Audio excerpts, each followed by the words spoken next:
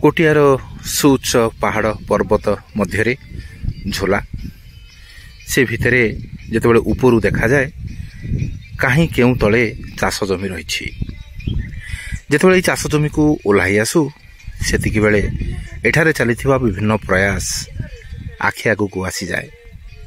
सेहीपरि एक प्रयास होछि केमोमाइल। केमोमाइल टी होछि एक चिंता मुक्त करुथुबा एक प्राकृतिक उपाय कहा जाए।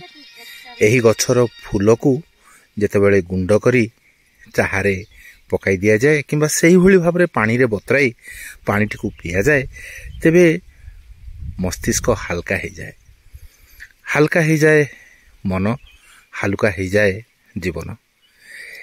तेणु एई जो चाष वर्तमान कोटिया अंचल आदिवासी माने करि चलछंती अरमासर सहयोग रे निश्चित भाव में कोटियार जहाँ समस्या रही तार टेंशन तो कमेब ही ताकु नहीं निरंतर भाव में चिंता करुवा व्यक्ति मानकर जावतीय टेंशन रु मध्य तांकु दूर करने पाई एई फूलटी सहायक होबो।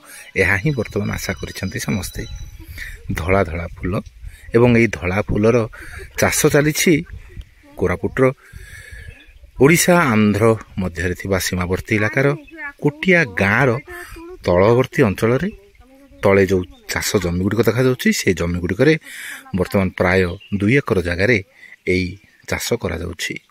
सहयोग करुछंती अरमास एवं याकु नै विभिन्न योजना भी करिसेंती जेमति कि यार गुंड को बाहर बिक्री करा जिवो एवं यार तेल भी बाहरिवो सीपीआई पुट रे चलीथिबा तेल प्रक्रियाकरण केन्द्र रे।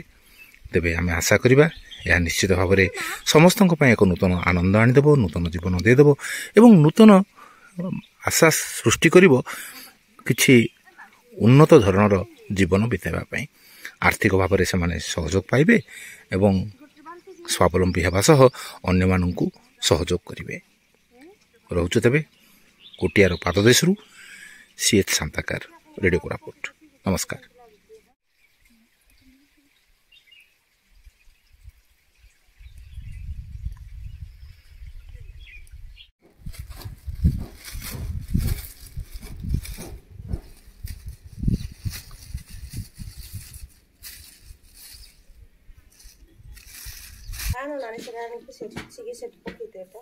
Dale, va.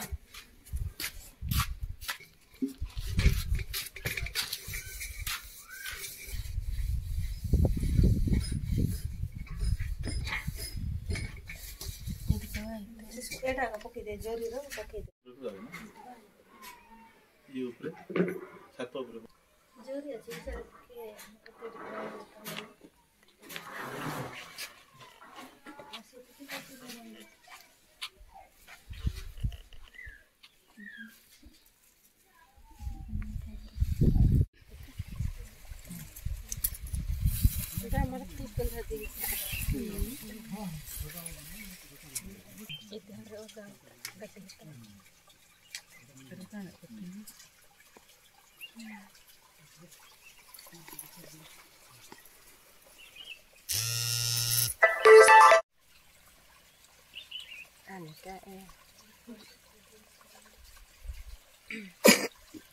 Terima